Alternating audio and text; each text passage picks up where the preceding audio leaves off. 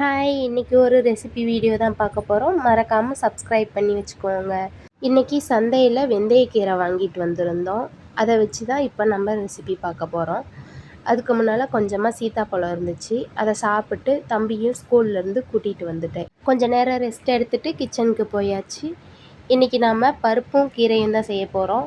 அதுக்கு துவரம் பருப்பை கொஞ்சமாக 2-3 டைம் அலசிட்டு நான் குக்கரில் சேர்த்துக்கிறேன்.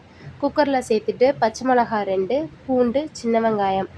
பூண்டு கொஞ்சம் நிறையாவே போட்டுக்கோங்க, ரொம்ப நல்லாயிருக்கும்.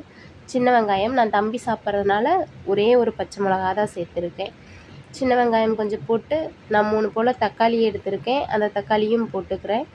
கொஞ்சமாக சீரகம், மிளகு இதை மட்டும் போட்டுக்கோங்க. சீரகம் கொஞ்சம் அதிகமாக போட்டுக்கோங்க, டேஸ்ட் நல்லாயிருக்கும். இந்த டைமில் நான் பெருங்காயத்தூள் கொஞ்சமாக போட்டுக்கிறேன். போட்டு விளக்கெண்ணெய் ஊற்றிக்கிறேன். விளக்கெண்ணெய் ஊற்றுனீங்கன்னா கொஞ்சம் நல்லா பருப்பு நல்லா வெந்துடும், சீக்கிரமாகவே வெந்துடும். போட்டுட்டு நான் மஞ்சத்தூள் கொஞ்சமாக போட்டுக்கிறேன். ஒரு டம்ளர் அளவுக்கு தண்ணி ஊற்றிக்கிறேன். தண்ணி ஊற்றிட்டு க்ளீன் பண்ணி வச்சுருந்த கீரையை நான் இதில் இப்போ ஆட் பண்ணிக்கிறேன். ஆட் பண்ணி கொஞ்சமாக உப்பு போட்டுக்கிறேன். அப்புறமா குக்கரை க்ளோஸ் பண்ணி ஒரு 3 விசில் மட்டும் விட்டு எடுத்துக்கோங்க. நான் ஒரு 3 விசில் விட்டு இப்போ நான் இறக்கிட்டேன். எனக்கு பருப்பு நல்லா வெந்துருந்துச்சு. கீரையும் பருப்பும் நல்லா ஒரு மத்தை வச்சு கடைஞ்சிக்கோங்க. என்கிட்ட மத்து இல்லாததுனால நான் மேஷர் வச்சு கடைஞ்சிக்கிறேன். அதுக்கப்புறம் கொஞ்சமாக நான் தம்பிக்கு இதை எடுத்து வச்சுட்டேன் தாளிக்காமல்.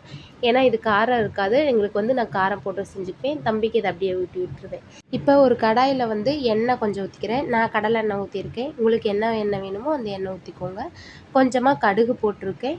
சீரகம் கொஞ்சம் நான் இந்த தாளிக்கிற டைமில் போடுவேன். சீரகம் நீங்கள் கொஞ்சம் நிறையா போட்டுக்கோங்க, நல்லா டேஸ்ட் நல்லாயிருக்கும், ஸ்மெல்லும் நல்லாயிருக்கும். வரமிளகா எங்கள் காரத்துக்கு ஏற்ற அளவுக்கு நான் 2 மிளகா மட்டும் போட்டிருக்கேன். கருவேப்பிலை கொஞ்சம், சின்ன வெங்காயம் கொஞ்சம் நிறையா போட்டுக்கோங்க. இதை நல்லா நம்ம தாளித்து விட்டுறணும். நல்லா கலர் சேஞ்ச் ஆகணும், அது வரைக்கும் நம்ம வதக்கி எடுத்துக்கலாம். இதுக்கு சின்ன வெங்காயம் தான் மெயினு. சின்ன வெங்காயம் கொஞ்சம் அதிகமாகவே ஆட் பண்ணிக்கோங்க, டேஸ்ட்டும் நல்லாயிருக்கும். இது நம்ம நல்லா சுருளை வதக்கிடலாம். பாருங்கள், நான் கொஞ்சம் இந்த அளவுக்கு வதக்கியிருக்கேன். இந்த அளவுக்கு வதக்கிட்டால் போதும். இதில் இப்போ நம்ம பருப்பு ஊற்ற ஆரம்பிச்சிடலாம். இப்போ கடைஞ்சி வச்சுருக்கோம்ல, அந்த பருப்பை எடுத்து இதில் ஆட் பண்ணிக்கலாம். கூடவே ஒரு டம்ளர் போல் நான் அந்த குக்கர்லேயே தண்ணி ஊற்றி அலசி பருப்புலேயே நான் ஊற்றிக்கிறேன். ஊற்றி இது நல்லா கொதிக்க விடணும். கொஞ்ச நேரம் கொதித்து கெட்டியாகிற வரைக்கும் வெயிட் பண்ணணும். இந்த டைமில் நீங்கள் உப்பு கொஞ்சம் செக் பண்ணிக்கோங்க. எனக்கு உப்பு கொஞ்சம் கம்மியாக இருந்ததுனால நான் இப்போ உப்பு கொஞ்சம் போட்டுக்கிட்டேன்.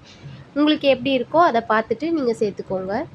சேர்த்துட்டு நல்லா கொதிக்க விட்டுருங்க. உங்கள்கிட்ட கொத்தமல்லி இருந்தால் நீங்கள் போட்டுக்கோங்க. என்கிட்ட இருக்குது, ஆனால் எனக்கு கொத்தமல்லி போட்டால் பிடிக்காது, அதனால் நான் கொத்தமல்லி போடல. இப்போது பருப்பு கீரையும் ரெடி ஆகிடுச்சு. ஸ்டவ் ஆஃப் பண்ணிடலாம்.